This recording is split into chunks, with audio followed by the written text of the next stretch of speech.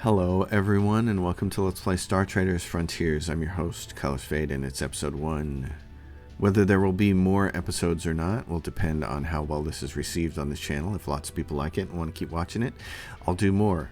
I'm going to play the game regardless because I'm loving it. It has its claws into me and I'm really enjoying it. So let's get started. This is a very deep game. If you like Stellaris for its depth, this is the kind of game that you may also enjoy. It scratches an itch for me because I love the old school trader, bounty hunting, mercenary games like Privateer and most recently Rebel Galaxy Outlaw, but other games that also fit into that genre, kind of like Elite Dangerous and the X series of games like X2, X3, X4. If you've played any of those games, this is very similar. It fits within the same genre, but I really like what they've done here.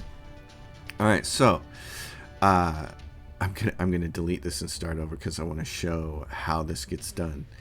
They have a really neat system for creating a custom template for a start. Now you can just pick one of these, sure, and hop into the game, but after a while you're gonna want to build your own commander, your own captain to start the game with. And they have a really neat system for how they do it.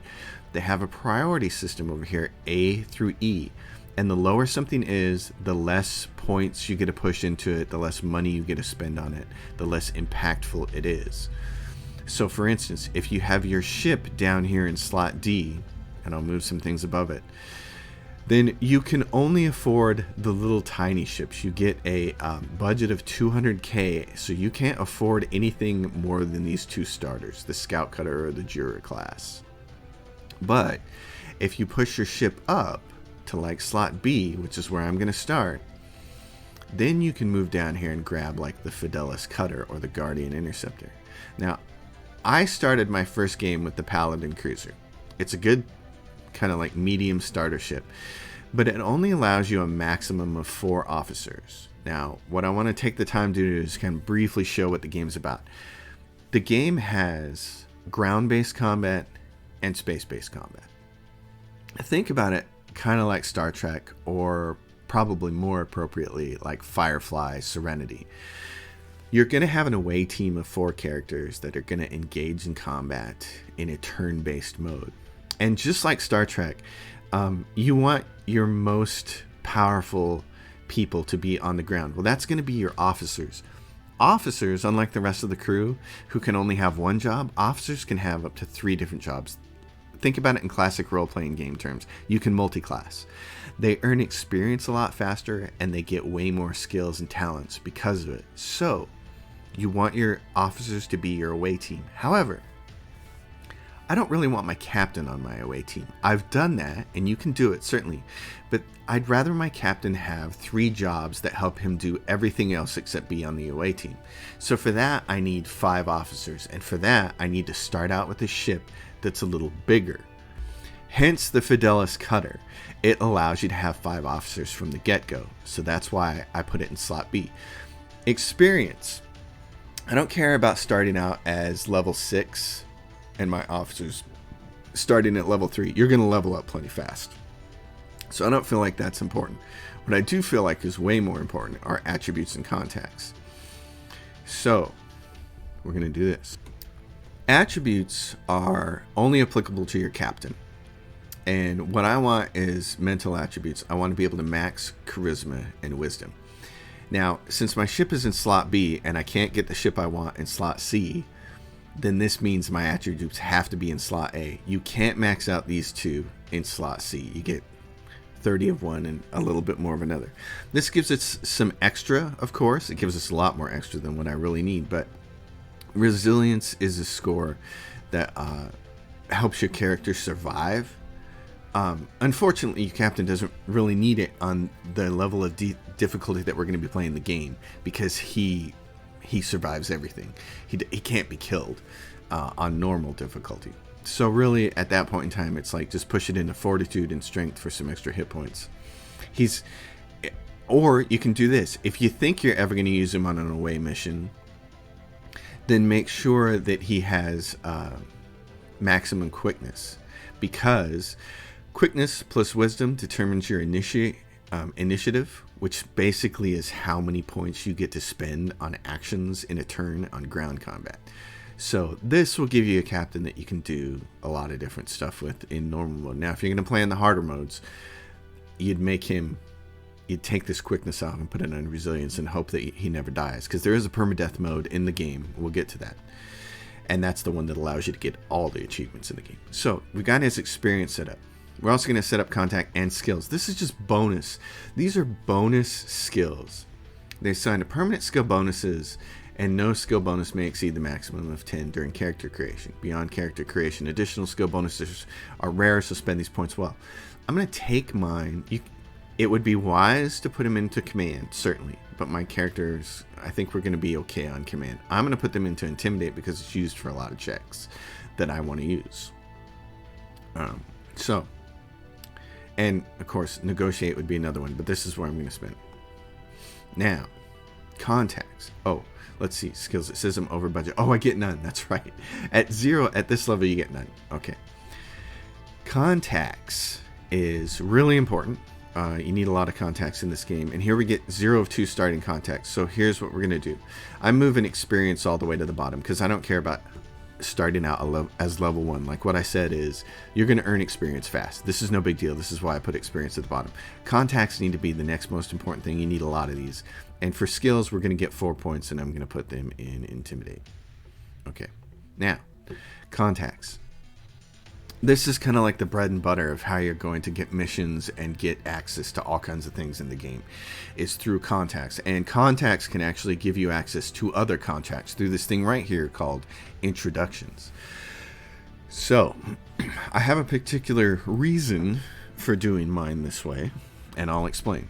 So you can see up here, it says your first 3 contacts will live in your starting quadrant and be the starting faction, while any additional contacts will start nearby. This is really important because for the first little bit of the game, you're not going to go anywhere. You're not going to hyper jump to other systems. They call them quadrants. So you're going to stay local with the 5, 6, 7 planets that are here and go in between them for a little while. So you want as many good contacts as you can get here. The most important thing for me playing, in my experience, is I want access to a certain kind of number of recruits because I want to get my officers set up early and then let them earn experience. Because the officers that you get to start may not be exactly what you want, and I'll cover that. So what I'm going to do is I'm going to start with this military commander, and the reason is because this person has access to an engineer. And I may prefer to have my engineer just be a regular crew member and not an officer. It depends on what the engineer looks like when we get to them. Same thing with this bounty hunter. The bounty hunter is going to give me access to a bounty hunter recruit, which I'm going to want to get ASAP. So, get that character. Now, in the meanwhile, you can see he also has the bonus of he has recruitment rumors that you can buy, which is really awesome. And he has access to weaponry, which you want at least one person that has access to weaponry, although you probably won't be using that for a long time. But you want to be able to go back to your home quadrant and buy weapons later in the game.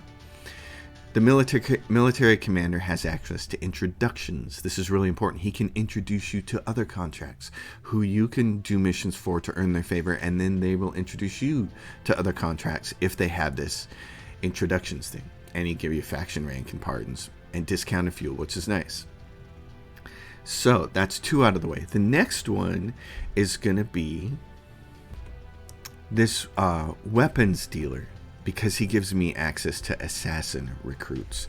Now, again, your officers can train into 3 jobs, and one of them you may just want to make an assassin and a swordsman, because those 2 classes synergize really well, and you need a frontline fighter. But there's also a 3rd class called a blade dancer, and you may decide that what you want to do is take. We'll get to it. I'm not even going to get buried in it right now. Let's just say this is my 3rd choice, and then we'll get to my 4th one. And now you're going to choose what you look like and starting factions and things like that, and you're also going to choose a starting uniform that looks a little bit more like a captain. So they got a bunch of stuff in here. It's really cool. I always like this one. It looks a little bounty hunterish, but I like it a lot. There's also That one's also really cool. That kind of looks like more like a captain. They got tons of faces in here. Unfortunately, they don't have anybody that really looks like... They do have Kylo Ren. You know what? I'm going to go with Kylo Ren. We're going to roll with that. Okay, so manually assign talents. You want to do this. You can change your difficulty. You can see normal, live to tell about it. Death rules. Captain and officers never die. Your crew get a death save, which is 70% plus their resilience attribute, which is what I was talking about earlier. The resilience attribute becoming very important for your captain when you start to play on the harder levels. Hard is where you get to permadeath. I even love it. It says welcome to permadeath. All characters get a death save, 40% plus their resilience attribute. So if the captain's resilience attribute was 30%, he'd get a 70% chance at surviving a fatality. Save slots only for the first 12 weeks, and then it's disabled by Captain Permadeath. This is where you can actually get... all achievements can be unlocked at this level. I definitely want to beat the game on this at some point in time, but for now we're going to play normal because, you know, I'm reasonable. There are various maps. I'm going to leave it on default. Steel Song. Why do you want to start with this faction? There's a bunch of different factions. But the reason you want to start with Steel Song is because your officers can start with +2 initiative. And remember, initiative is how they get points to do ground combat. And you want all your officers doing ground combat. So that's kind of really important. All right, here we go. I'm not going to call him that, though. He's Captain Colors Fade. And let's go play the game. Indie games. You don't have to sit through 20 loading screens, do you? There is a story to the game. Step forward, Captain Colors Fade, who looks like Kylo Ren. I wonder if they did this on purpose. Did they just go out and say, hey, find us somebody that looks like him. Draw somebody that looks like him. Because that's killing me. Anyway, you're part of the Steel Song clan, and you abandon your life as what they call a grav. Everything in the game is this two-dimensional detail, art style. It's kind of like Saturday morning cartoon. And I totally understand why they did. These are two brothers, I guess, who are the developers for this game. So to build a video game with two people is really difficult. And if you wanted to build a fully 3D realized game like Elite Dangerous or something, that takes a lot of people.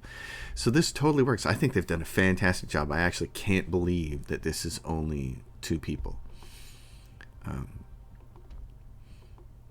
So anyway, we've been requested to transport this Zendu Arbiter to a system. And your crew will speak up. Your officers. So your 4 officers will speak up. And then we'll get underway. And there's a little tutorial stuff at the beginning here. But the most important thing here is getting started. They have these little bouncy balls when something needs your attention, and I love it. I love it. It's non-intrusive. I really like the UI, the way they've done it. Once you get used to it, it's great. So the first thing you have to go do is deal with all the people that need your whole crew. Everybody needs to level up. That's why the green plus signs. So they have some great filters up here. I love the way they've done this filtering. For instance, you can go in here and say, hey, show me the officers, and it will. Show me all the fighters. Show me officers who are fighters. And then show me all the people that need to be leveled up. It's great. Now, the first thing I like to do is go through here and put everybody in the right uniform. The game doesn't do that. Everybody's dressed weirdly to me. So I'm going to go through and fix that real quick. All right, our crew is now all assigned with their proper uniforms. You can see all the E-techs, for instance, in the orange. And I've got all my gunners in armor, etc. So now comes the laborious process of leveling up all your starting characters and training their talents. But this is the one that I want to point out here early on was why I took what I did with my captain. With my captain being a military officer is because one of the first skills you can give him is this one, or first talents, is stiff salute. It's important to understand that in this game, everything is going to try to shoot you, basically, and reputation is everything in this game. There are like 8 different factions, and it doesn't take very long if you're just playing through it the first time, thinking you're doing everything right, for you to all of a sudden tank reputation with everybody. and next thing you know, you can't land anywhere, you can't refuel anywhere, you can't get medical attention for your crew, you can't do anything, you can't refit your ship, so you can't repair it. It just sucks losing all that reputation from everybody really fast. So you want to have as many different skills and talents as you can to avoid conflict. And one of the cool ones when you take a military officer as your starting captain is you get this stiff salute. When encountering a hostile military officer or a zealot captain, a respectful military salute automatically ends the encounter with a draw. Reputation penalties may still apply. Now later on, there are other talents that other people can take that reduce this, that say if an encounter ends in a draw, the reputation penalty is reduced by their intimidation skill. So, their intimidation ability. So, this is a good one to have as it immediately allows you to non-hostilely deal with other military officerships and zealot captains. Now, every talent in the game has a cooldown. So sometimes if you run into a military officer and you use this stiff salute and then a week later you meet somebody else and want to use it, you may not have it ready, which is why, if somebody else in your crew has a military officer job, they can also take this. So it's good to double up on a lot of these really important talent checks. These things keep you out of trouble. And they do a really good job over here with the U of I showing you how many people in the crew know this exact talent. So that's really, really useful. So you go through there and start dealing with it. So here's your doctor. Your doctor you're going to want to train. Your doctor is going to be the one person on the away team who doesn't really take a combat role.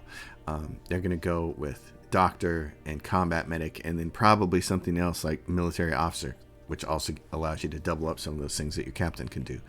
So field surgery, first one, heals 20 plus 7 doctor. This is your first healing spell for ground combat, and you need it. And you're going to get in ground combat sooner than you think. This is your engineer, chief engineer. She's doesn't have any talents yet. We're gonna talk about her in a little bit. So one cool thing to mention is you can go over here and click show all talents off, and it'll only show the ones she's eligible for right now, which is a really good thing. So you don't spend a lot of time gawking here at things that you can't actually take. So as you fly across the cosmos, what's going to happen is there's going to be constant things happening to your ship as you're flying. And if you have the talents to deal with them, they'll succeed. One of those is this: automatically passes a failed repair test in any situation, including the wild zone repairs and deep space travel. Your crew is going to roll, of course, for these events. They're going to roll with their dice based on their attributes and skills and things like that. But if they fail it, you can automatically succeed by using this trait on a 3-week cooldown. So I kind of try to have as many of these things as I can, because if you're failing these checks in space, what happens is crew get wounded and they get demoralized, and that can lead to expensive bills in the hospital when you land somewhere. And if you can't land somewhere soon enough, they can mutiny on you. So that's also bad. All right, now we get into pilots and such. I'm not going to show you all of these, but I'll show you, for instance, one of each class.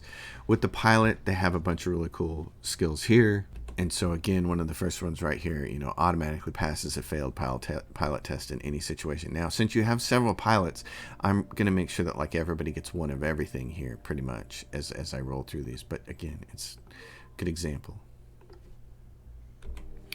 That pilot was an officer though. And so we'll have to take a look at his exact attributes before we decide if we want to keep him there or not. You have plenty of other pilots. That may be the one person that we fire and we replace with like an assassin or a bounty hunter. All right, quartermaster, and we'll go look through our officers in a minute. But the quartermaster has a couple of really cool things that you should look at early. And probably the most useful one she has, especially for early in the game, is this contract bargain. When landing in a zone, the highest level crew member who attempts to abandon the ship reconsiders, but their salary increases by $2.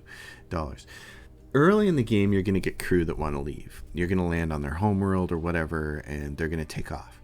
As the crew sticks with you for a really, really long time, and as long as you become proficient at keeping their morale up, that doesn't happen.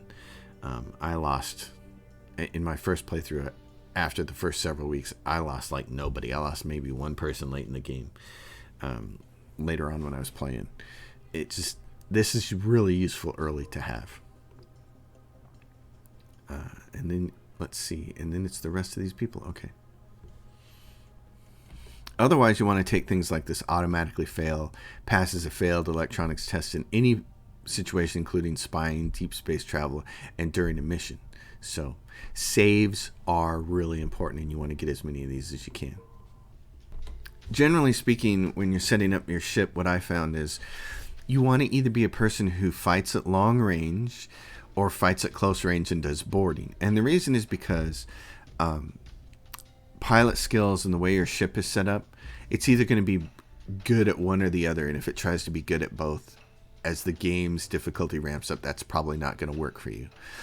So what happens is you either want to end up wanting to be a close-in fighter, or you want to stay at range back here and do these other things. Now, some of these things are still useful. For instance, even if you want to be a close-range fighter and do a lot of boarding, you still need some skills to get you there. So these are really important. And the ones that don't have the ship on them, for instance, this is really cool. Loot Armory. Looting a captured vessel repairs up to 3 of your ship's weapon components by 10% plus your gunnery skill. So if your gunnery skill gets up to 8, for instance, then it's 18%. This happens after a ship combat. It's really cool, some of these abilities they have. So there's a bunch of stuff here that's really, really neat. And your gunners, you end up trying to get in most of these. You know, it's not like there's one that's so much better than everything else. Boarding assault, though, this is really useful. Okay, so if you're going to be a close-in fighter and board a lot, you can't board until you reach range 1, except if you have gunners with boarding assault. And also, in addition to, bounty hunters also have a skill that let them do this. So from range 3 to 1, they can perform boarding, which allows you to do boardings as you're closing. You're going to have to fight and destroy so much of their crew. You're going to have to do multiple boardings as you go on there. And so as you board them time and time and time again and cut down four people at a time until they don't have enough people to man their battle stations, and then the ship is yours. So having multiple of these boarding assaults allows you to get your officers on board each subsequent time. And so, again, what I take right there is automatically pass a failed repair test. I take as many of these as I can. These are your saves, basically, and you want saves.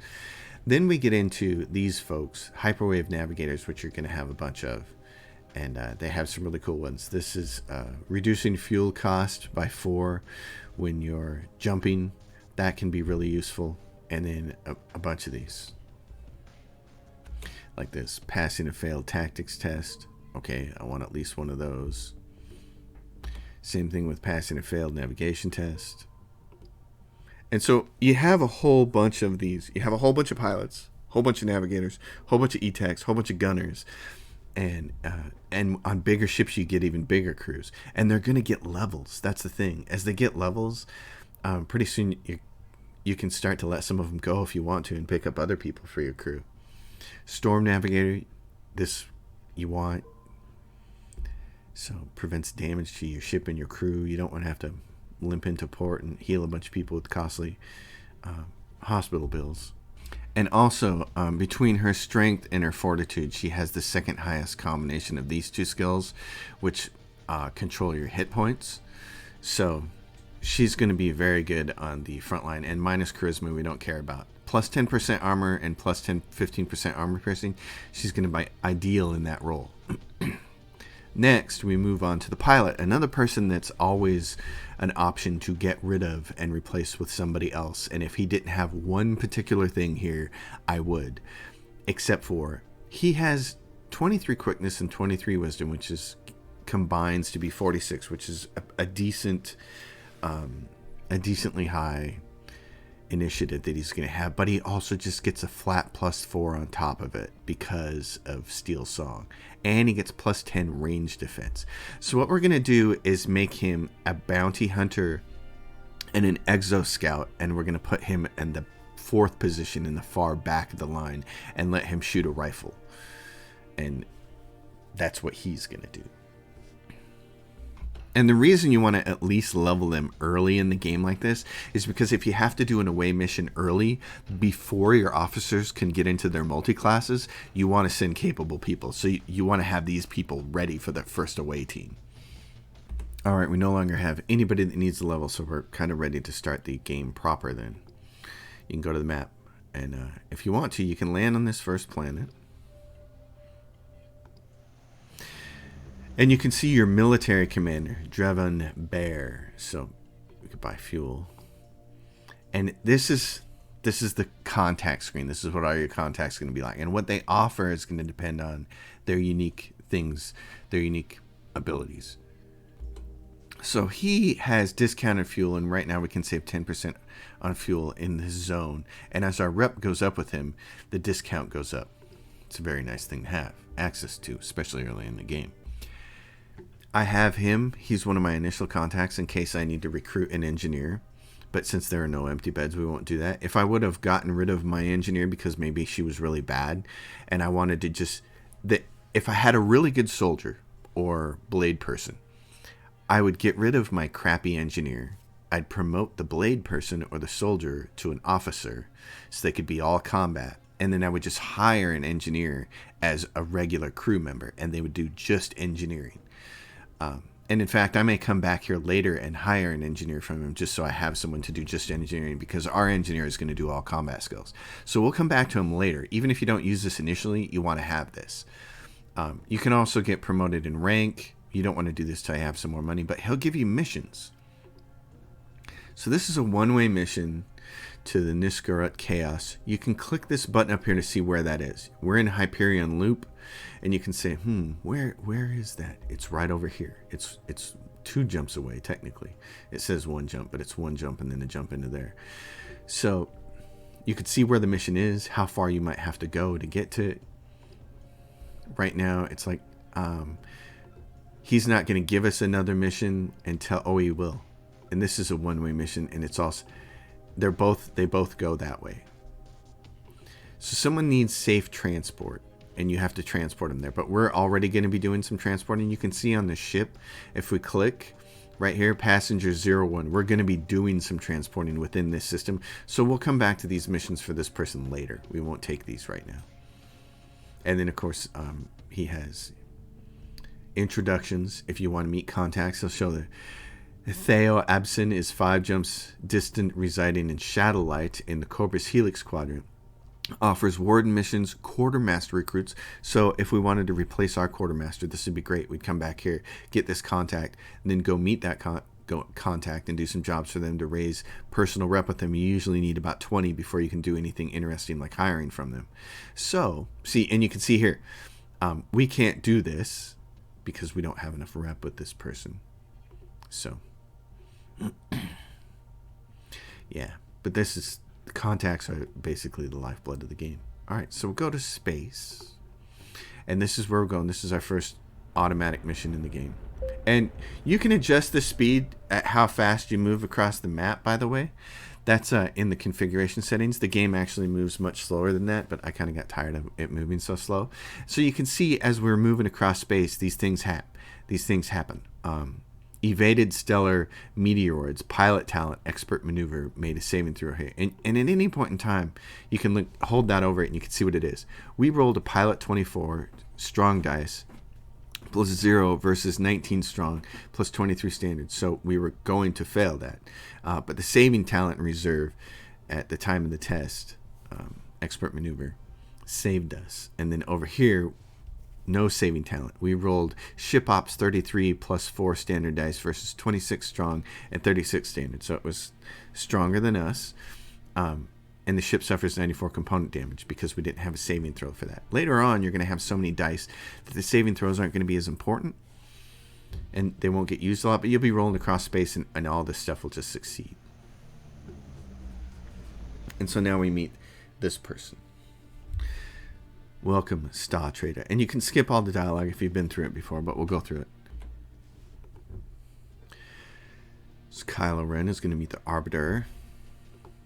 And we are there to pick her up. She's going to give us some blabbering about our Star Charter. Okay. So we're going to escort her. And you can go through all of this and choose whatever you want to as far as the story goes. I'm more interested in showing off the mechanics of how this works because I think there's some Stellaris people on my channel who watch this who might be interested. But it is worth going through all of this. Let's talk specifics of the escort mission. 10,000 credits for passage. What do you say? And we're like, absolutely, come on board. She'll pay us when we arrive. And so we can repair the one item that got damaged in space. We can buy fuel. You always want to be buying fuel. And we have to pay our wages because time has passed.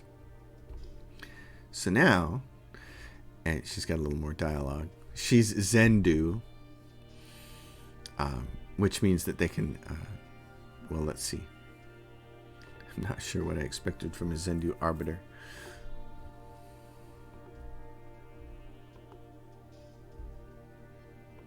Spice spear.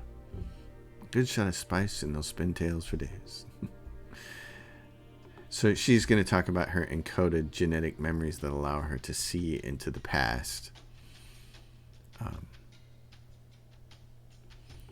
We have important work to do, so we're going to skip all that. So now you get to navigate. You can see they got the nice little bullseye on any system where you actually have something to do for a mission, which is really cool. And you can see all these little icons. It's not too hard to make them out. The mechanic one, if you can repair your ship there. The bandage one, if you can heal your crew there. And then I think the other two are what? Spice and fuel. And the flags, of course. The flags for who controls the system.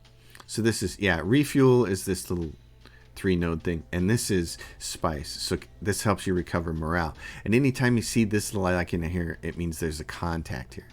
So we're gonna land, and the Arbiter is gonna come out, and we're gonna get to meet Callaghan Fane, and he's gonna be a major player in the story from here on out.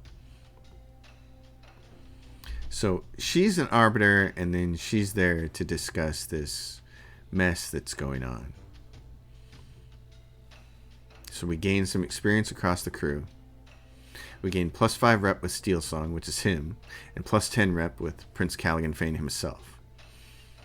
And off they go. Paid us $10,000 as promised and a $2,000 signing bonus.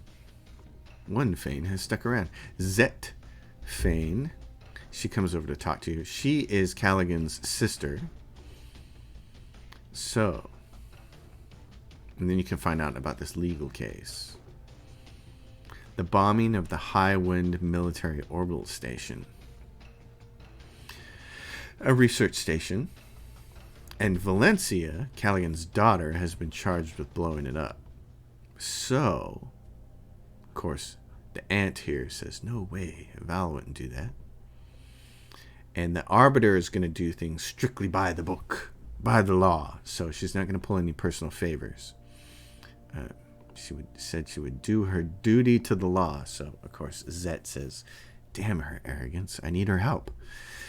So they're worried about Valencia's life and retribution from a duel of assassins, which could be very lucrative for us if we can get ourselves in position for it at the right time. So we're going to repair one more item. It tells you how long. These things take a long time to repair, so the less damage you can take, the better. So the prince is here, and you can see all the different things that he does. Court missions, promote rank. You can see what the ranks do here. So this is Steel Strong Military. Go down here and read these. Carrying a rank 1 or higher, we can buy a new craft and dock it in our launch bays of the hangars and faction support. More powerful craft will require higher rank. Carrying a rank 3 or higher, military officer captain of this faction will ignore local quadrant reputation during encounters in the void. Carrying a rank 5 or higher, we may capture a prize ship from pirates, zealots, military officers, or bounty hunters during a solar war with the prize ship talent, if we get that. So all of these things are worth looking into.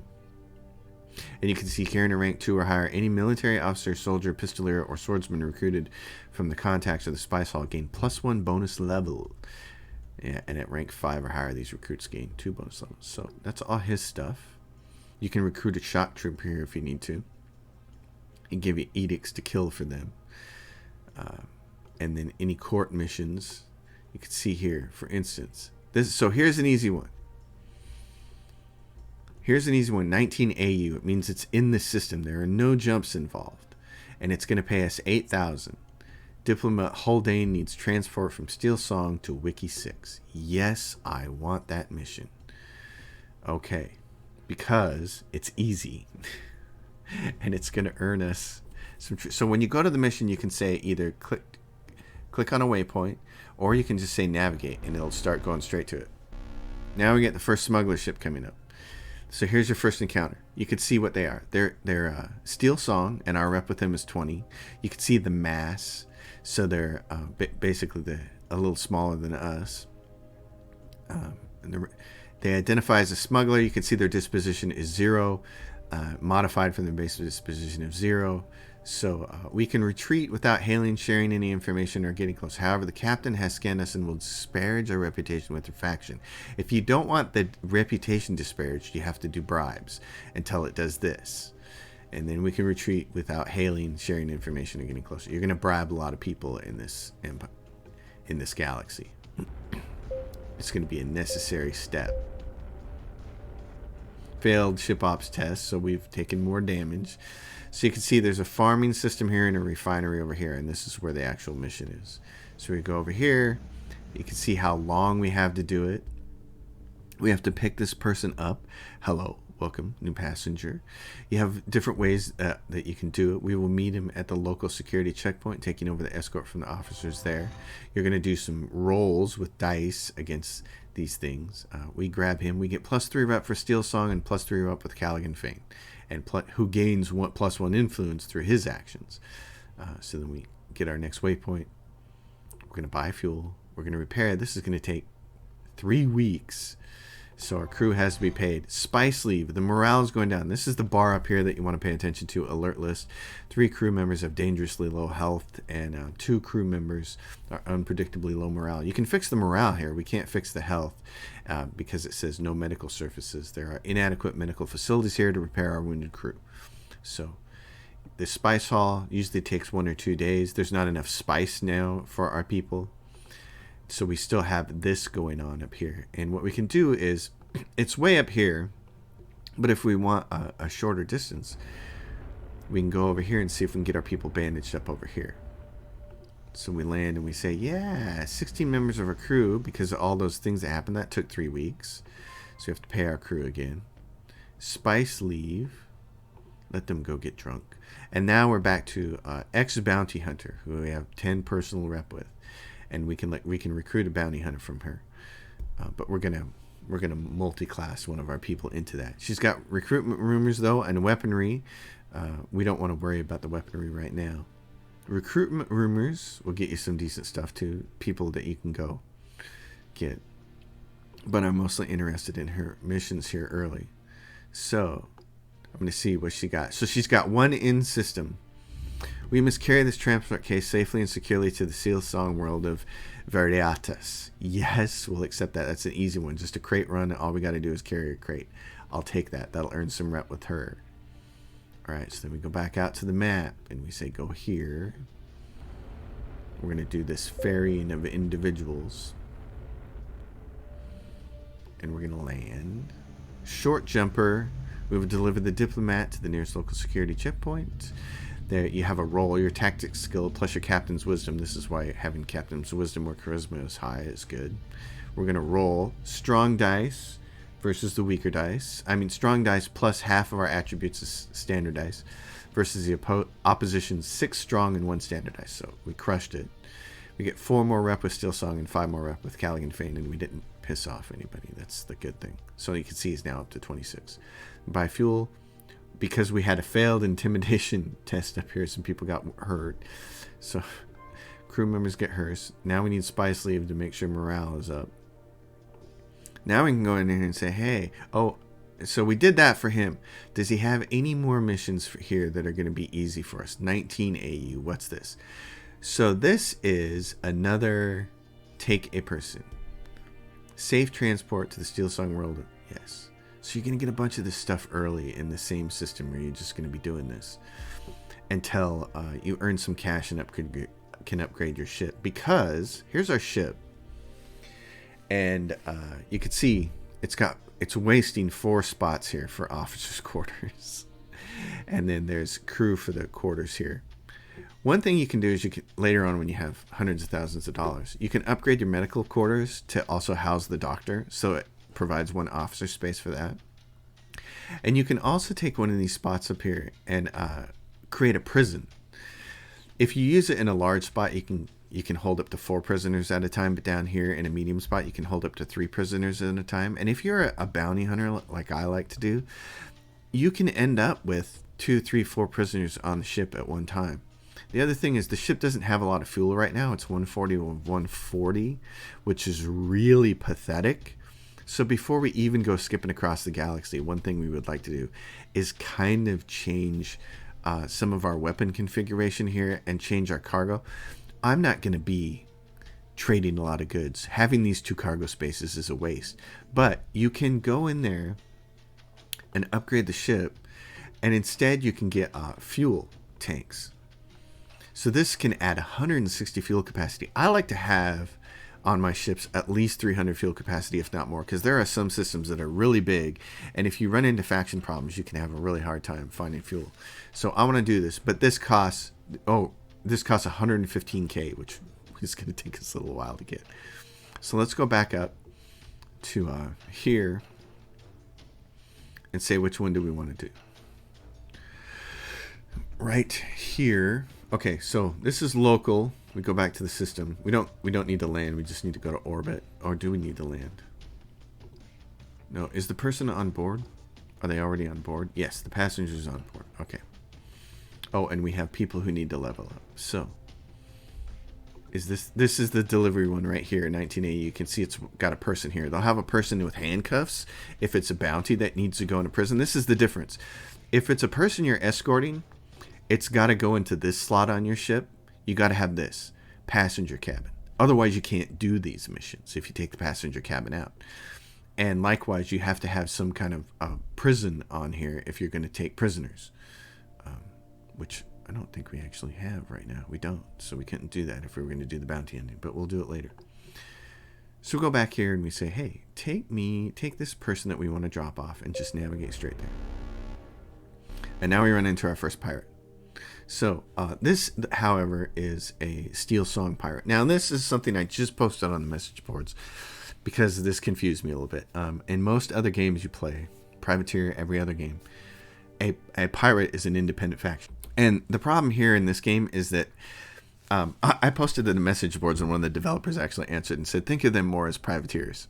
Well, okay, but you're calling them pirates. And traditionally, pirates don't have a faction. That's the whole point. They fly the pirate flag. They don't fly the Steel Song flag. Pirates fly a black flag with skull and crossbones on it. They work for themselves and they take from everybody. The problem with this game is these pirates fly for Steel Song. So if a pirate attacks you from some other faction and you're just defending yourself and you blow their ship up, you lose reputation with that faction. Personally, I would really like to see them change this. This would be the first thing I would mod in the game if I could make mods. I would make pirates truly independent factions. Harass the player with pirates. That's totally fine, and let the pirate get salvaged from their ships and all that kind of stuff. But don't let them take a reputation hit for it. They're going to take enough reputation hits from all the other kind of encounters they're going to do.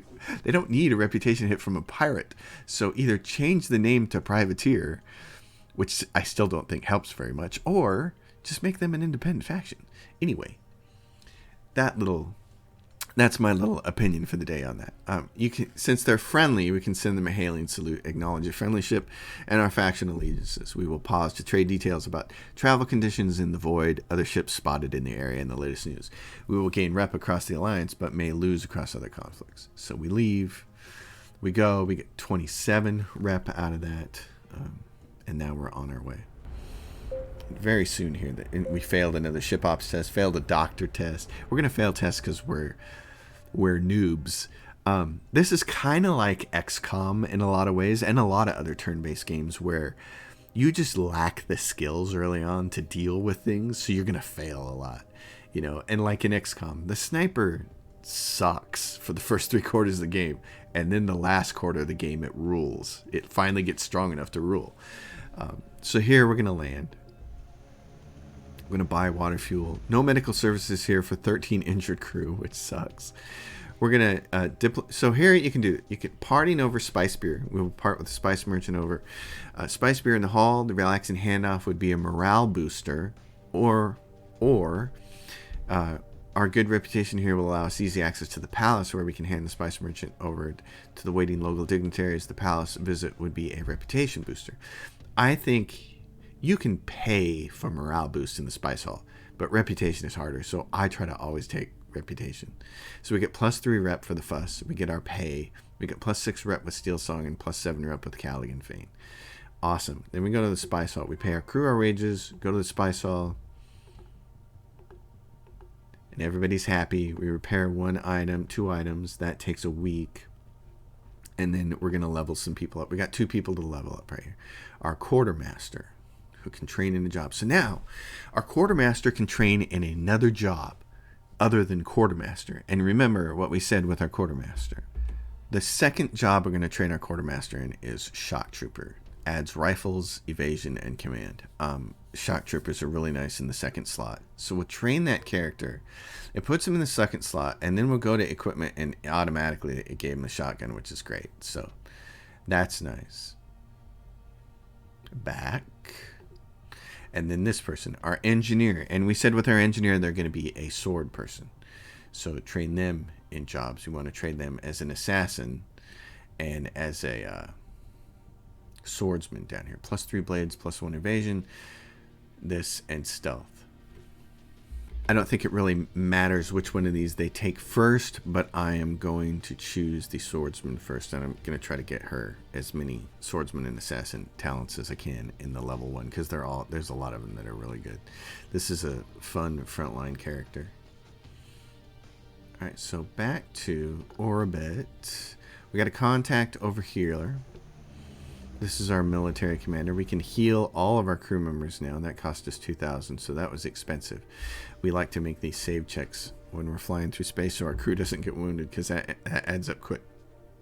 So does he have another mission for us? So now that we've got to know him a little bit, he's got all of these. These missions will assist and increase the influence of my ally and friend, Princess Camilla de Ros. The Steel Song clan and the Zenrin are supporting each other's moves and aims through an alliance for the time being, and he has an unknown trait.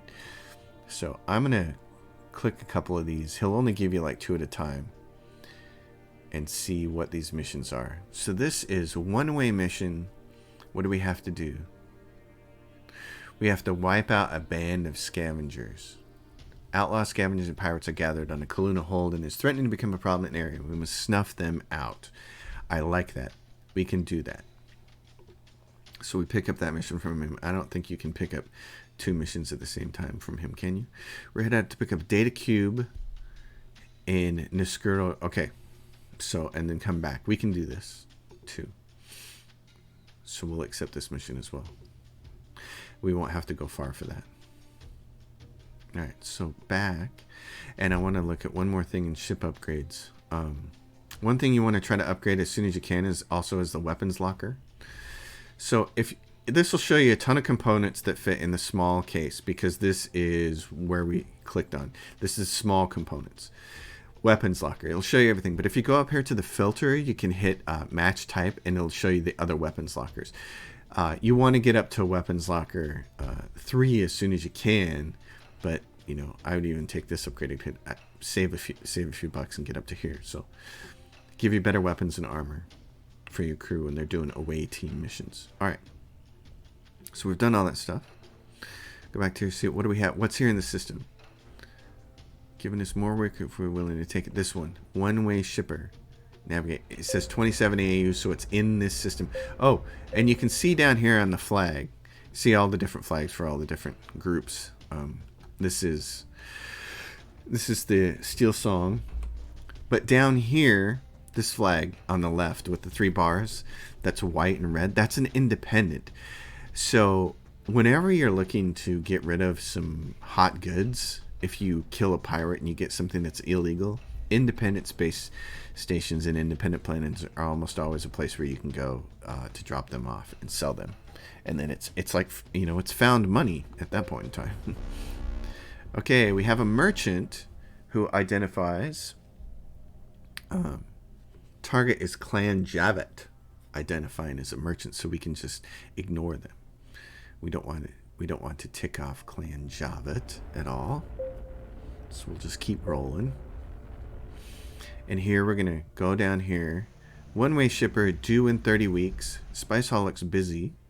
Okay, so a crew member has deserted our ship and disappeared into the Spice Hall. Mackenzie Abson.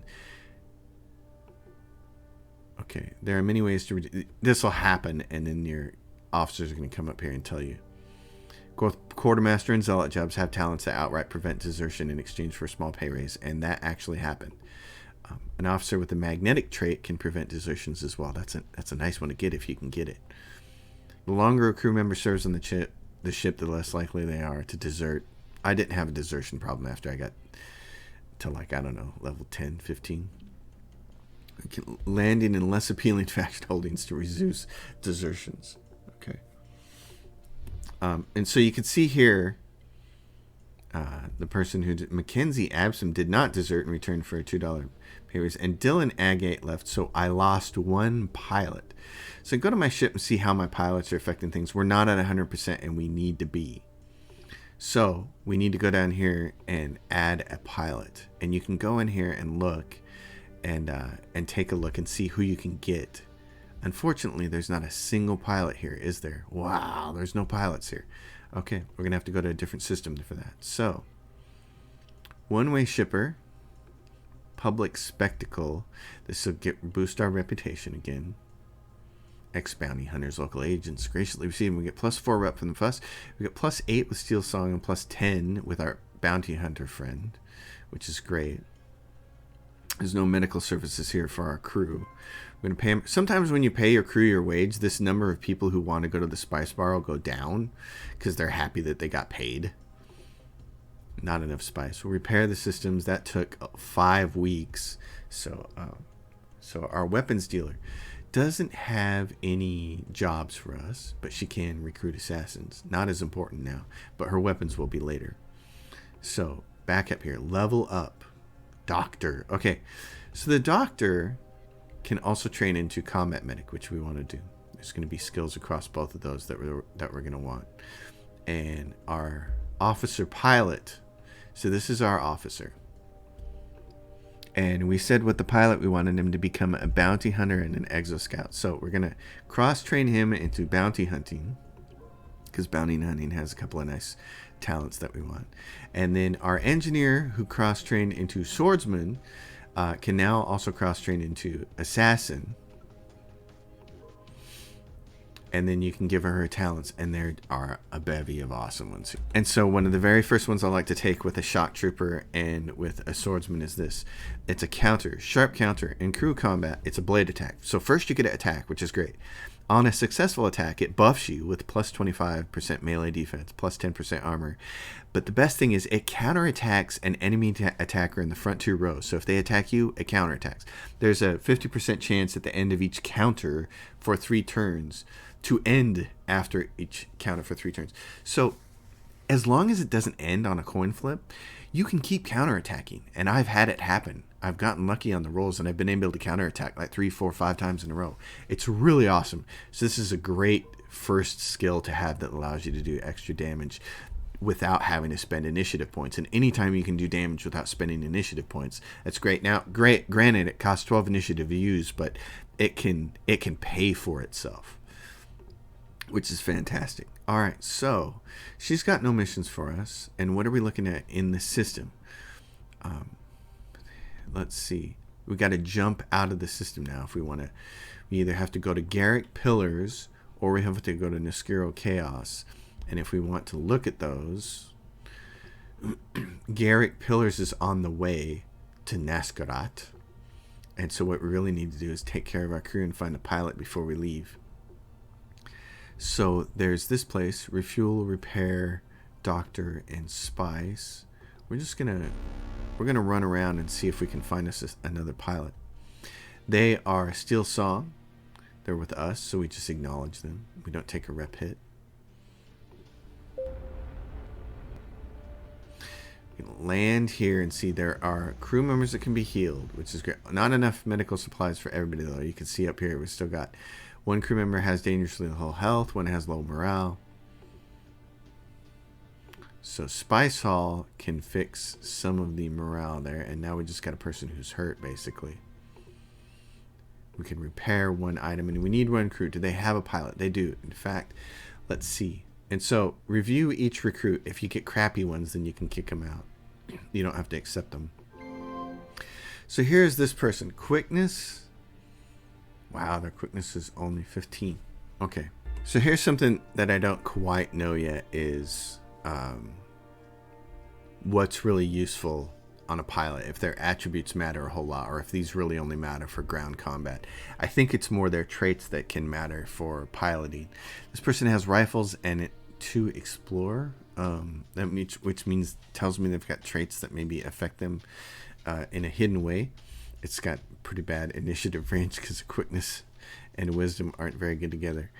They shouldn't ever have to fight, but for instance, I'm going to dismiss this and see what the next one looks like. Quickness, wisdom, charisma. 3 traits that currently don't know about. 1 is command and 1 is explore. I'm going to keep that person. So then I'm going to have to level her up. And you can find out these hidden traits with other traits that your captain, quartermaster, other people can get. Or I think you can just find them out over time, but I think it takes a long time. So we're going to give her pilot. Let's see. Nobody has, 1 person has evasive maneuvers, 2 have that one. Guided fire. Oh, so, and sharp steering, which I don't care so much about. I'm going to grab guided fire. So there we go. So now we just need some more medical, and we can finally jump to a new system. All right, so back on the mat. Where's the next medical at? Wiki? Failed ship ops test, so more people are getting hurt. Land. 11 crew members were hurt, but now the crew is healthy. Repair 1 item. Took a week. Pay their wages. Crew is healthy. Everybody's good now. And do we have any more missions for him? So what? This is 146. 1 jump to wear Garrick pillars. What do we have to do? In a blatantly illegal act, diplomatic Haldane has been abducted from his home. Callaghan Fane is convinced Haldane is being held in secret by the Kedar Syndicate.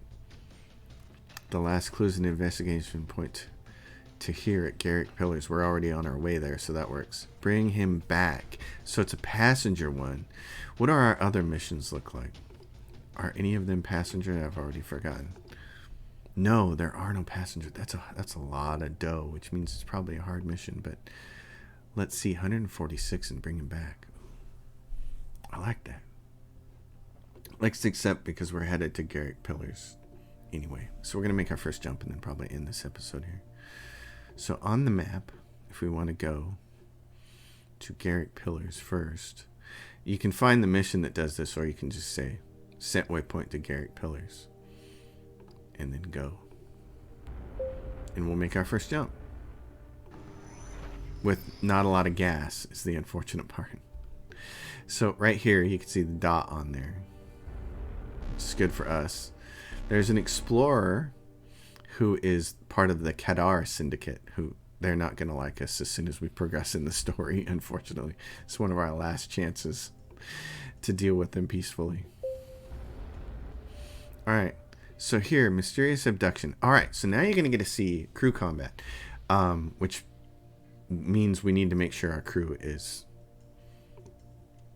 our officers and everybody are all set up. So the doc has a pistol, yes, and she is our assassin and blade master. Great. She's got sharp counter, and he's got a weapon. Yep. No bounty hunting talents yet, though.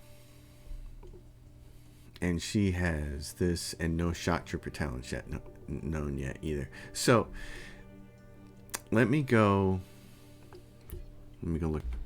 And that leaves us with picking up a couple of these soldiers. So this guy here, he's got the shotgun. He'll go in slot 2. And this guy here in slot 4 with the machine gun. All right. Let's fight. You can see what combat's like. So the initiatives down here are these first numbers with the little green clock. And that dictates what you can do, because each one of these skills costs initiative. Like you can see here, it costs 10 initiative to use. In crew combat, removes all debuffs, heals for 20 plus 9 doctor. So as your doctor skill goes up, and it will, imagine them as like a 20 doctor. It starts to become a pretty big bonus. So this person can refocus, end turn, and just open fire or move. There are certain talents that people are going to have. They're going to shoot at you and it's going to push you back because they're trying to manipulate the order here. Because really, a lot of characters like the Blades, they can only attack the first 2 characters. And in fact, you could see the weapon thing right here, auto fire. This means that the blue here means you can fire this pistol from the first 3 positions, and you can fire at anyone in the first 3 positions over here, but you can't hit this person here from the 4th position, and you can't do it from the 4th position. So this, all they really have is heal and shoot. The person, this is their officer, and they also have the highest initiative, and they're in front. So I'm going to shoot at them first. And now I have my blade person who has this really awesome skill. This is the counterattack. So she's going to counterattack him. She's going to strike, and now she counterattacks him. And she lost the buff because of the 50% dice roll. So now he has this in crew combat. Rifle attack hits 2 targets with 35 all damage, minus 35% all damage, plus 10% armor piercing, and plus 10% critical. So he's going to shoot it to kill him, hopefully, and do damage to him. Alright. And now, since I still haven't been hit, I can just keep shooting. And now this person gets to go, and he has this talent. In crew combat, rifle attacks with plus 25 range damage, plus 20% armor piercing, and removes all buffs from the target. This character is buffed. He's probably going to kill him, but if he doesn't, that's what happens. He's debuffed, and he's got a very little bit left. And the highest, so if you're wondering about the order here, it seems kind of random. It's not. The person with the highest initiative remaining gets to go next until everybody's down to 0 and it starts a new turn. This is very cool. So she's going to do this again, and she's going to do it to the closest guy. He's going to shoot at her, and she's going to stab him. She loses her buff. This person's going to heal her. This is so the doctor's going to activate this. This is 10 initiative to use. Now, it's 10 initiative you use and you have 5. What's that mean? It means you go below 0. As long as you don't go below minus 10, you won't take a penalty for the next turn. But if you do, then you take a penalty on your next turn. Your initiative is less. She won't take a penalty, so she can just heal. It's her last move. This guy gets to shoot, and then this guy is going to do this. Punish him.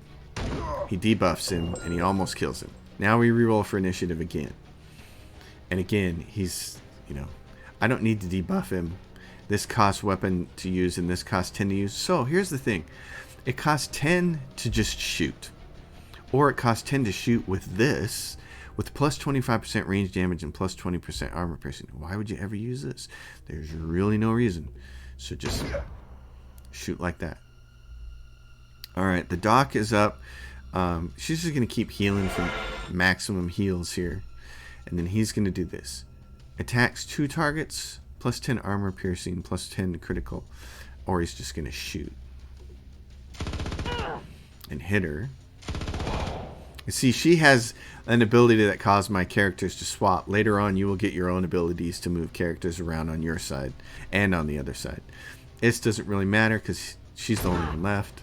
She's gone. We win. We depart. We've been victorious. We've been paid 45k for our part. And now High Princess Camille de Rose has gained +1 influence. We gain +7 rep with Steel Song and +8 rep with Dreven. So that's great. And we lose our first 4 rep with the Kadar Syndicate. So we go back up to orbit. You can land down here. Spice Leave. Morale's high. And that mission is done, and it's off our list. And now we can move on to the next one, which is in the next jump zone. So it's over here in Nuskarot Chaos. So we'll set a waypoint for that. And this will be the end of the episode. You can see why I like this game. There's just a ton to it. There is a lot going on with the talents and the way all the rolls and numbers affect everything. And who is here? I want to see. Oh, if we go to the star system, what's it say? You can see who this is. So Clan Javet has one system here. Devalto Syndicate has one. Syndicate Rykart has one. Clan Maklumno has 9. Clan Alta Mesa. So there are no Kadars here, or Kadar. 6 Kadar Syndicate systems in here. I want to go back there and do some patrolling for them and try to earn some rep on the next episode. And we'll see if we can do that. But meanwhile, we go down to the map here. Where are we? Oh, see how many systems there are? This is a busy place. Wow. Okay, and our ship's right there. Where's right there? Right click, it'll travel there. This is our last dock and return shipping. And all we had to do, reputation booster. Like I said, rep's so important that you should always take it. So 8 rep with steel sewn. And our mission is not yet complete. We must deliver the package. This was the picking up portion of it. So we can waypoint. Fuel. No medical services for people who were hurt on the way, but there we are. We can find some medical services before we leave here. There's some over here, and there's some down there. So that's the start of Star Traders, and I still don't know 1/10 of what I need to know to get all the way through a game. But there's tons of people on the message boards. They're really helpful. There's tons of stuff on Reddit. The Steam message boards the developers look at, and they're actually really responsive to. I'm kind of shocked at that. They're right on top of things. So if you need feedback, their Wikipedia is pretty good. It's got lots of information on it. So if this seems like the kind of game that you might be into, I would say definitely pick it up. I've been playing it and I can't put it down. It fills that gap. It scratches that itch that I've been missing since Privateer. When Rebel Galaxy Outlaw came out, I really liked that game, and it played just like Privateer, but it's just not deep, so it gets boring after a while. And they had a serious game imbalance at the end. I never did actually finish Rebel Galaxy Outlaw because it was so impossible to do the last few missions. I couldn't finish the story, but it was a fun game. And I had joystick problems, unfortunately. You'd think in 2020, the year 2020, that we'd have better joysticks and that the tech would work better, but it was just so odd that it didn't work well. But so this feels that, I've played X2 for years after it came out, building my whole trade empire. The only thing I don't think I've really played that's a huge big name is Elite Dangerous. I haven't played that one. So this fills that gap. That scratches that itch of I can do bounty hunting, I can have a ship, I can even have a crew. You can outfit your ship, you can upgrade it, you can get bigger ships, you can get more powerful ships, you can figure out how you want to fight, you can have an away team crew. I mean, I don't know, does anybody remember Star Trek 25th Anniversary Edition video game? This reminds me a lot of that, with the away teams and stuff, and the missions. That game was a blast, and the puzzles in it were amazing.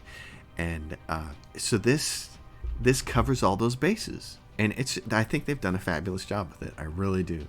So if you dig this, I'm going to post this over Christmas. If you dig it and you have some time and you watch it and like this and you want to see more of it, let me know. And based on the response, I'll decide if I want to continue with this Colors Fade Captain and do episodes for you guys.